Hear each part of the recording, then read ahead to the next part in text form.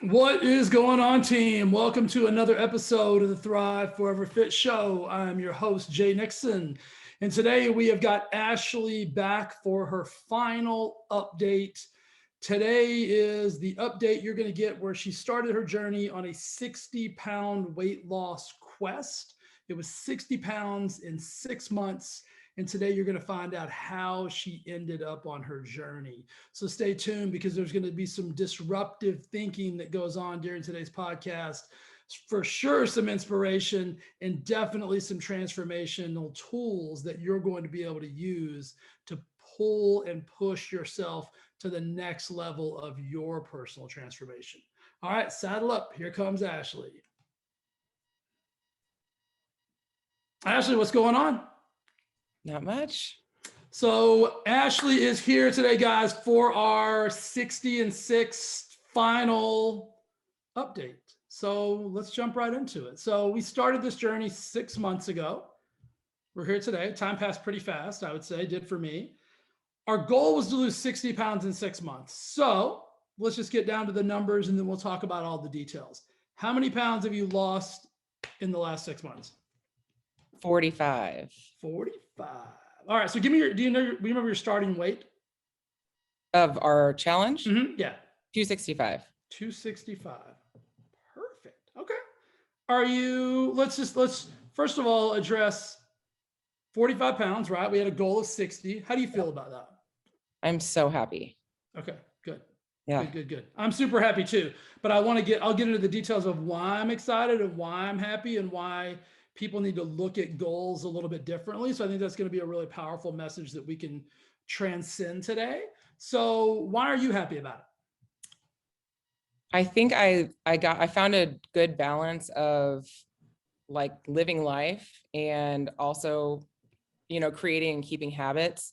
And so when it wasn't perfect, because I'm so black and white in my thinking, when it wasn't perfect, I just was able to circle back and get right going. So obviously, I think if I did everything perfect for 6 months, I would have knocked 60 out of the park. But I really enjoyed those 6 months and I grew in more like mental mindset ways than I have ever before. So to me, 45 is just like a little stamp in the journey card. I'm just going to keep moving. So I'm proud of myself. Okay, let's talk about like maybe prior to this. So let's say that before a year ago, 2 years ago, 3 years ago, you set a goal of like, let's just call it a number, right? 30 pounds. Mm-hmm. And you didn't hit that goal. Would you have had the same feeling of accomplishment? No, it would have been shame. Okay, good. Tons of shame. I mean, not good that you would have felt shame. I'm glad that you've transitioned to a different perspective.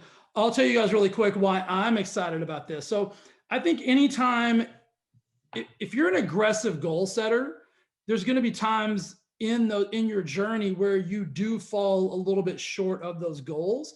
But if there are stretch goals and there are aggressive goals, you've still got to find the joy and the beauty in that, because setting a 60-pound in 6 months goal and only losing 45 pounds, and I used air quotes there for anybody that's not watching, is still a monumental achievement. Because let's just say we would have set a 40-pound goal, right?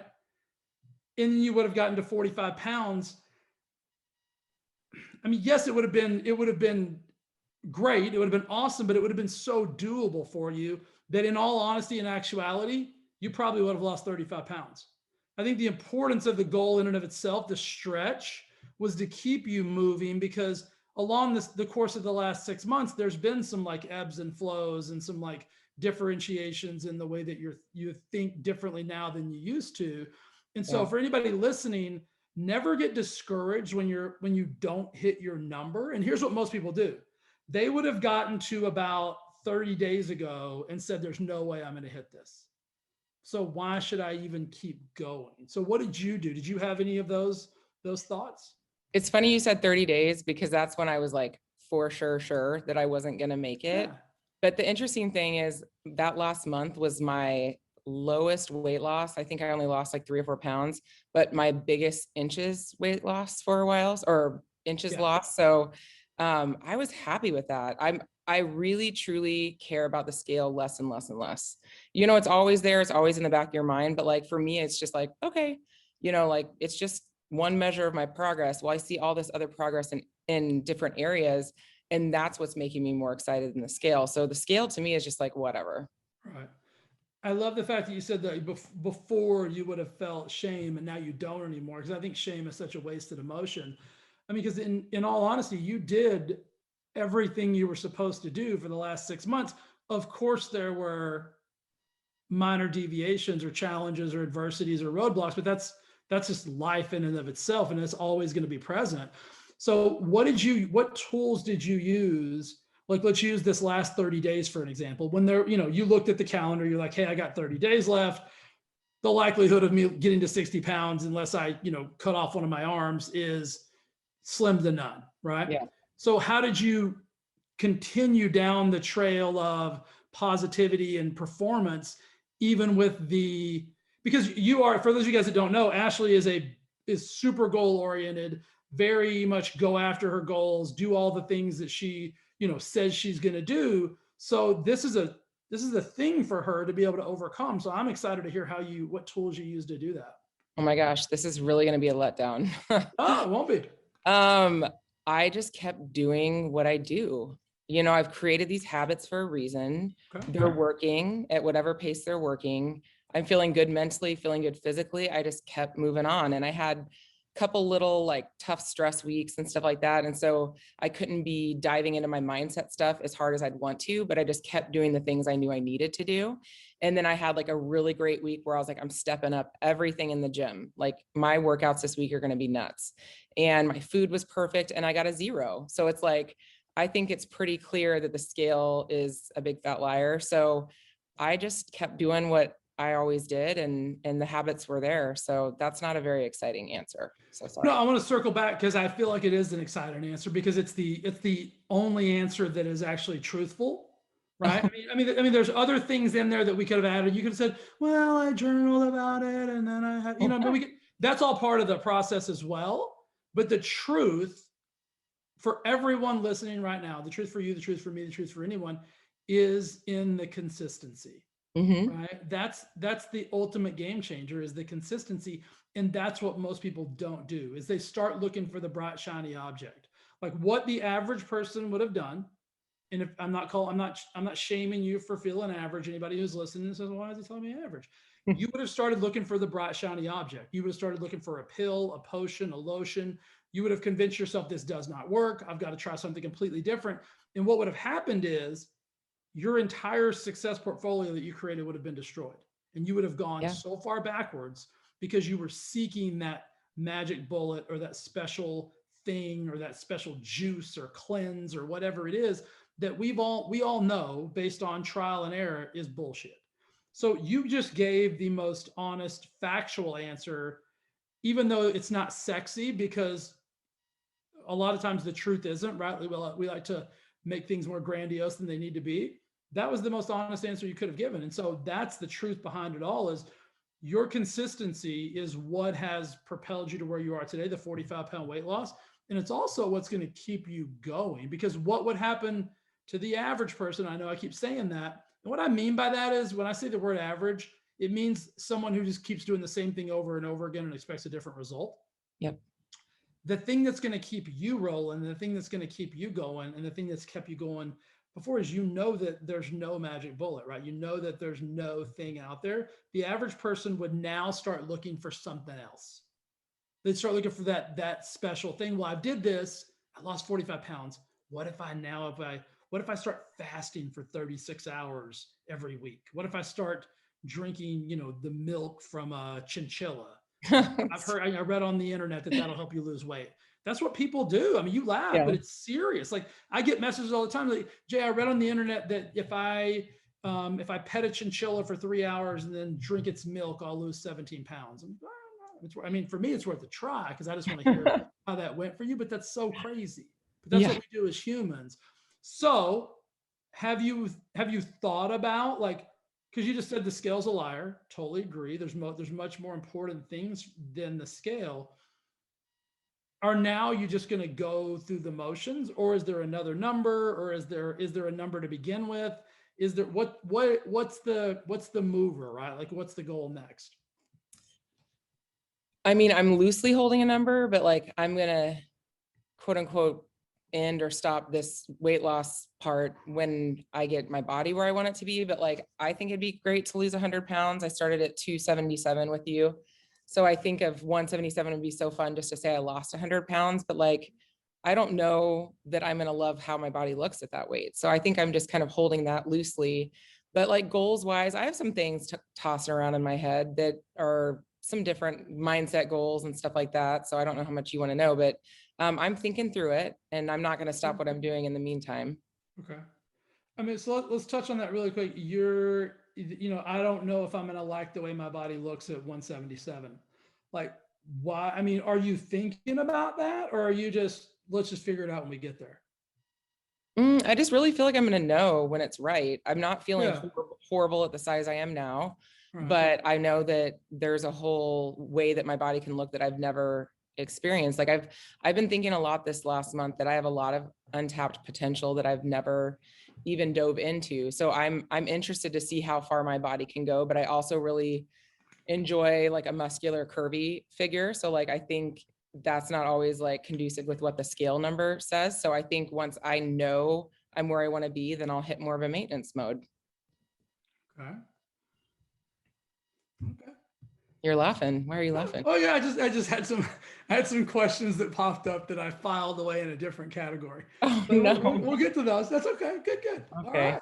So okay, I like that. You're gonna keep moving forward in the same progressionary things. Let's talk about all of the non-scale things right now and all the non-weight loss measurabilities and waist measurements and stuff like that. Let's talk about like the mindset, your just how you think differently, how you act differently, like behavioral things that you might have done before that now you're no longer doing. Like, where are you from a mindset perspective 6 months ago to where you are today? 6 months ago, I felt very consumed by weight loss, like how to get there, what to do to get there, how to get there, just very, very consumed. And now I feel like that's like gotten pushed off to the side and it's just working itself because I'm choosing to be consistent. And I'm seeing like other areas of my life that need work that I want to dive into. And one of those recently has been parenting. And it's been like so exposed and so uncomfortable. And I've had to be ultra vulnerable. And so like I've been diving into different ways. My kiddos were born with trauma. So I've been diving into different ways of parenting kiddos with trauma, which I had done before, but I felt like I just squeezed it in. Whereas now it's like something daily I'm researching, watching videos, reading. And it's just amazing how much time the weight loss part stole of my free time Okay. before. So that's something huge. I mean, I'm still doing all my mindset stuff. I get up uber early, reading, journaling, devotion, meditating, all that stuff. I keep trying to like take them to the next level. But I noticed with that, I have to be in the right mindset to even work on that mindset piece. I know that sounds silly, but sometimes the stress of my life just fills up every piece of me and I can only do like my basics. And so like when I can feel myself being really open and vulnerable, I dive in deeper with that. So All right, let's pause really quick because something came up for me when you said that. So you said that like weight loss used to consume you, meaning like that was just kind of like your central thought of like how am I going to lose weight? I don't like the way I look. It's a revolving door. mhm. That's kind of shifted a little bit. So when you so is that because you feel like you have a command of I know what I need to do? Because here's what most people would think, and what most people do is when they shift the focus away from themselves and like the weight loss and the lifestyle transformation and the D word that a lot of people try to do, um, and they shift it to another area, that becomes all consuming and they go back to their old habits in the weight loss world. How are you going to, I know you're not going to do that, but I think a lot of people would, because I wrote down the word time, right? Because what most people will say is, well, I'm so focused on my kids or my this or my that. And now I don't have time for me anymore. I don't have time for that weight loss. I don't have time to work out. I don't have time to eat healthy. I've just got to go, go, go, go. You know what I mean? Like, how are you preventing that from becoming like the backslide? Well, first of all, I'm not the person to say that to. Like when people are like, I don't have time, I'm like, let me walk you through Right, what. but think about in terms of Yeah. like most people Uh-huh. will use that as a Yeah. thing, right? I feel like I just have bigger priorities now. Like I have to take care of myself. The whole put your mask on first before you put on someone else's mask and Yeah. self-care and some of these things are just thrown around. Like I feel like I finally in this journey started to understand the self-love and the self-care part like way more than I ever did. So for me, like the stuff I do for myself has to be a huge priority. But I don't have any guilt like I'm not giving my kids the time and attention they need, because giving them a better version of myself is such a gift, instead of a, exhausted mentally, physically, exhausted version of myself, that Right. that does nothing for them. Well, but if they get a mom who's like filled up mind, heart, I'm working on being a better person for them and meeting them where they're at, that's like such a huge win, even if like the minutes together are less. Love that you said that, because I'm a firm believer in kids, spouses, work, humans, friends, everything. Like, we deserve to give the best of ourselves to everything. And I'd rather have the best of somebody I'd rather have the best of somebody for 10 minutes than a watered down version for an hour. Right. 100%. So how are you overcoming because here's what it gets to, right? Like what you're doing with the parenting, yours is a unique situation, but let's encompass all parenting as challenging, right? Like kids are challenging. They're a different dichotomy of needs and wants and desires, and depending upon the age ranges and how many you have, it can be a lot to manage. So in that time management of that, the mom is usually the one that sacrifices. So, and I love what you said. You're like, I know I have to do this because it's the best version of me. But is there any pushback from either you mentally, or you thinking that other people are going to think a certain way? Like for you doing, like, so you go work out for, it probably takes you like how long to get to your gym, work out, go back home? Like we're trying an hour and a half. No, because it's 25 minutes there. I work out with Cody for an hour and then I drive 25 minutes back. Oh, so let's just say 2 hours. Yeah. So it's 2 hours of your day, right? So you're allotting 2 hours of Ashley time. And obviously, when you're in the car, you can phone call Lee and do all that kind of stuff like that. But let's just call it 2 hours. That's a chunk, right? That most people won't give themselves because they'd rather take a nap, they'd rather whatever. So how do you keep propelling yourself to do that when you're in a state of exhaustion from working full time, managing the kids, doing all that stuff? Not to mention I'm not sleeping because I'm working on my hormones. I honestly, there's just not a different option in my mind. Like workout is not something I threw out the window because of something else, which I feel like this is not accusatory, but I feel like that's the first thing to go for people. Yeah. I slept like trash. My kids are this, it needs to go. Nope. That's like the thing that won't go, because I feel like it gives me energy. It gets my mind right. And so that absolutely won't go. Now that it's summer, I take a kid or two or several.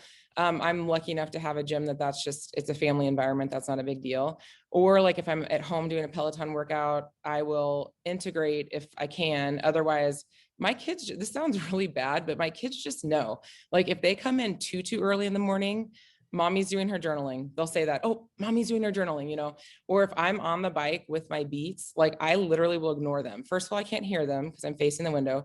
Second of all, I don't do that when Mark's not home. So like they have a parent, but they just know, like I've kind of trained them to know that these are the things I need. And Mark also like leaves and fishes. And so we are a really good team where we know the other person needs that time. So Yeah. it's just a matter of like making the important stuff stay important. Well, let's debunk something that you just said right there. You said this isn't going to sound appropriate or right, because that's a lot of people's belief system that it's not. Let me caveat, Jay Nixon does not have children. I am not a parenting specialist, but I perceive if Thor was here that I would have the same philosophies and the same belief systems, right? Like it's like, I think what you're doing with that is a different perspective. A way to look at that is you're teaching your kids the value of self-care. You're teaching your kids the value of working out, the value of journaling, and maybe they don't even understand what that means right now, but the value of spending time doing something other than normalcy, right? Work, cooking, feeding them, stuff like that. And so I think there's a value proposition in that. So for anybody who's struggling with that thought of, well, I can't work out because my kid's here, I can't do this, I can't have some me time because my kid's in the other room, I think there's the establishment of why you're doing what you're doing, right? And there's a value in a teaching opportunity in that, from my perspective. And I think you, based on what you're doing, feel the exact same way. So I think that's uber powerful. Next question, because food and exercise are kind of, the twins that either love or hate each other. Busy life, like we've just established, real estate agent, kids, life of controlled chaos, we'll call it, right? Food is usually the second thing, if not the first, for some people to go out the window, because they think of it in terms of time, right? Like, I'll just go to the drive-through. I'll just eat the macaroni and cheese or the chicken nuggets or the whatever that I made for my kids. How are you staying out of that trap? Planning. It's easy. Just Yeah. plan. Find easy stuff. We found these Kevin's paleo meals that like Costco has, and Yeah. they're super clean. And I love cauliflower rice for some reason. And so I'll just make a whole thing of that. And that's 3 meals, and it's planning. And I've got a protein bar and stuff in my car if I need it. That's like a last resource, but like we just plan. And if you are out and about and you can't get back, there's always something you can find to eat. So I just think that that's like an easy excuse, but it always is. I like with an air fryer, I eat salmon and asparagus on the air fryer like 3 nights a week. I mean, it's just a matter of making that right choice. And my kids don't necessarily eat that often, but I will just make myself whatever because it's easy enough to do that. So Right. I don't know. For me, like food, if I'm like feel like I'm really white knuckling it, like I will go get a hamburger at my brother-in-law's restaurant. You know what I mean? Knowing that maybe might not be a great thing to do often, but if it's Right. every like week or 2 weeks and I'm craving that, like for me, that erases any white knuckling. It doesn't make me feel like I'm on a diet because I'm not. Right. It doesn't make me slide into black and white thinking. I just have it. And then my next thing that I have is my healthy food. So it's just all really fallen into place. I take that back. I've worked really hard, but it just is how I live now. So it doesn't drag me down into some slippery slope like it did before. I wrote down, your outcomes have become a priority to you. And a lot of times, like, we say we want things, like we say we want these goals and we have dreams and all those things, but they're not really a priority. Mhm. If you think about the word priority, like, your kids are a priority, right? Like, this is a priority, that's a priority. We usually don't cut corners on priorities, right? Right. And so I think it's the establishment of what and why is it a priority in your life. And I think you've done that for a cornucopia of reasons, but that's one of the things that keeps you driven down that same path of like success and opportunity, because you've probably done the alternative, right? You've probably in your life at some point, right, like, done that. And like, the definition of insanity is doing the same thing over and over again and expecting a different outcome. So if you're stuck in that place where you're doing that, guys, it's a simple shift of what Ashley just said. It's like the planning model. And then I also love the not a deprivation, because this is what we teach in Thrive Forever Fit. Like, this is a lifestyle transformation program that does not include deprivation and or starvation. And so I love that when it's time, you go and have the hamburger. When Mhm. it's time, you go and have the pizza. When it's time, right? And the importance of that is, I think we should all be doing that. I do that.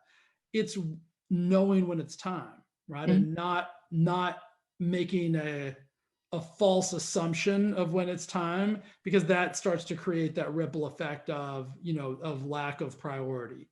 So I think it goes back to a Yeah. couple of things. You Planning taught and me. Oh, sorry. no, go ahead. I was just going to say planning and priority, I think, are huge for you. Oh yeah. And you taught me really early on, and it didn't click till I got in this journey, is like making lots of deposits into your bank account. Yeah. Once you've made a lot and you pull one out, it's not really going to move the needle that much. And so that's something that finally stuck with me. And one of the other things, back what you said a couple sentences ago, is like the priority piece. Like, I'm a confident person. Like, I didn't think I really needed to like learn self-love, but like you taught me, like I needed to, excuse me, I need to decide that I'm worth being the priority. And like for me, when I finally did that, like that was a huge shift and change. And I think a lot of people still haven't done that. They feel like they've got to pour their cup into everyone else. And if there's anything left at the bottom of the cup, they can like lick that out. And I'm of the opposite mindset now. Love that. You guys, you know me, and you guys that listen know me, I love analogies. Let's talk about that deposit and withdrawal thing really quick. If you have $100,000 in the bank and you take out $10, almost inconsequential, right? You don't even really know it's gone, right? Because it's $10 of 100,000. If you have $20 in the bank and you take out $10, holy shit, I got $10 left. Like, you only have $10 left, right? We've all been there in our lives when we were in college and you go to the ATM and you're like, uh-oh, right? That's where most of us live our lives with weight loss, is in that uh-oh phase. Like, we're taking out more than we have. And all you have to do is reverse the script on that and start making massive deposits on a daily basis, little ones, right? They don't have to be $10,000 deposits. They can be dollar deposits or $10 deposits. Some days a $50 deposit, like when you do something really good for yourself. Then those withdrawals don't feel so overwhelming and they don't carry shame with them, right? Like, even, Yeah. let's just start money, right? That when you've got $10 left in your bank account, you feel shame. You're like, holy shit, how am I going to eat? When you've got $100,000 left in your bank account, you're like, king of the world, baby. Why don't you do whatever, right? It's the same thing with weight loss. Deposit, deposit, deposit with good, positive, powerful behaviors. Then when you do go get the burger, the pizza, the ice cream, or whatever it is, completely inconsequential. It doesn't matter. Nobody cares. Agreed. Love that. I love your coach is, oh, no, I'm kidding. So good. He's okay. He's all right. He's okay. I love this for you, and I'm going to ask you a favor and a question. And the answer is yes, even though if you say no. So why are you looking over there? She didn't know what I'm going to say. I think we should do this, and only this next level of commitment. I think we should do this again in 30 days as an update to the update show, and I'm going to tell you why. I think it's important that people hear that you didn't start doing things differently from the end, because we as humans, we love a finish line, right? We love to cross the finish line and we get our ribbon and our trophy, and then we go right back to doing the same old BS that we did before. I know you're not going to do that, but I think there's some listeners that need to see that you didn't do that, to give them the confidence that it's okay to keep doing the same thing consistently, right? I'm just asking for 30 days. I'm not asking for another 6 months. I think that's fair. Oh, I just know you so much that's It's not 30 days. It's fair play. All you have to do is say yes to 30 days. I didn't ask for anything else. It's not for me. It's not for you. It's for the people. It's for the people. I you can say give you no? 30 days. How can you say no to the people? I know. I've been hearing from people how they don't want this to end, and I'm like, oh, great. I heard. So let's do that. Can we agree to that? That way everybody can know. And I really am being honest when I say that's the reason, because I think I've been there in my life. You've been there in your life. Everybody has been. We set a goal, we achieve it, or we don't achieve it. We get close, and then we just don't keep going. We start to like backslide and drift. And I want people to see that from June 1st to June, I don't even know if there's 30 or 31 days, that you're going to consistently keep doing, like you said. What's the secret? And you simply said there is no secret. It's not sexy. I'm going to keep doing the things that I've done to get to the 45 pounds. So not even an update show to say now she's lost this amount of weight. We'll talk about that, obviously. But what I really want to talk about are the fundamentals that you continue to employ in your life that have kept you from the backslide. Because I think we could both agree, most people we know at some point backslide from weight loss. Yeah. But they get here and then they go back down the hill and they just start over again. And in what I see from a professional perspective, there's nothing that's much harder than that, right? To lose 100 pounds and then to gain 70 pounds of it back, even the 100 pounds back, so demoralizing. What I want people to learn about you and your journey and be able to I'm a big believer in this. I think other people draw energy from stories and other people. You also know, I believe this, you can't interject that into someone else that you don't believe yourselves. I know you believe this. I know I believe this. But I want people to see that and feel that through you. And so let's just commit to doing this again at the end of June, 1st of July, just to give the folks an update on like how this has progressed after the quote unquote challenge is over and all that jazz. We down? I'm down. Beautiful. Any parting like words of inspiration or anything of that nature, anything you just want to tell people? Maybe it's a thank you for the support. Like I don't want to put words in your mouth, but I want to give you the floor to kind of like say, whatever it is you want. It has been so surprising how invested other people were in my journey. And I I use that energy at the beginning for sure. And I mean, I'm still obviously using that energy, but like the support that I got from people was ridiculous in so many great ways. So, of course, thank you to everyone out there that followed my journey, the texts, the messages, the calls, everything. It's been very, very cool. And I think being accountable to other people is powerful. You're obviously most accountable to yourself, but that's been huge. And I keep trying to tell people the power of declaration is monumental. So get out there, say what you're going to do, and then do it. I love that. So I love that you just said declaration. So what I'm going to challenge you to do is to declare to you brought it up. Why don't you yell at me when you bring something up? I just thought it was a great idea. All right. What I heard you say is I'm about to declare that for the next 30 days, I'm going to keep doing what it is I'm supposed to do. I'm going to keep, doing all the little things. And then I'm going to show back up here in 30 days and tell you guys all about it. Absolutely. Perfect. Okay. That's all I said. That's all I was saying. Everybody's mad today. I don't know what's going on. I'm just kidding. Dude, I am so proud of you. I wouldn't have asked you to do this if I knew that you weren't going to have positive results from it. But I also asked you to do this because I knew you would be inspirational. You would be transformational in other people's journey. So I'm not shocked at the outpouring of awesomeness and love. I'm a big believer that we need more of that, because it's like you said, when you start to feel other people's energy interjected into your energy, it's like there's power in that. Like, we're not meant to walk this journey alone. And so for everyone out there who is trying to white knuckle it and do it on your own, stop it. Like, get involved in a team, get involved in a group. If it's our Thrive Forever Fit program, get in here. We'll love you to death. We'll support you. If it's somebody else's program, get in there and embrace the qualities of that process and program, and don't think you can do it on your own. So Ashley, I'm proud of you. And since we're doing it again next month, I mean, I don't have to give a big one or anything like that. Just want you to know that I think, and I want you guys to hear this, I couldn't be more happy with 45 pounds. Like, I'm super stoked about that. Who gives a shit about 60? Like, I'm pumped about that. I think you did an amazing job, and I'm super excited just to see like where this journey continues to flow and go. And I think it's important that we continue, you continue, everybody that's around us. I believe in the ripple effect, right? Of like creating more ripples of positivity and awesomeness by doing powerful things. And so I want to thank you for being that ripple effect for a whole bunch of people. And thank you for giving me this ginormous, crazy question that I had to answer. And I said, yes. There'll be more to come. All right, guys, thanks for listening to the show. We love you. We'll see you again next week with another episode, and we'll see Ashley back in about 30 days for a update on her journey. All right, we'll see you soon. Love you guys. Bye.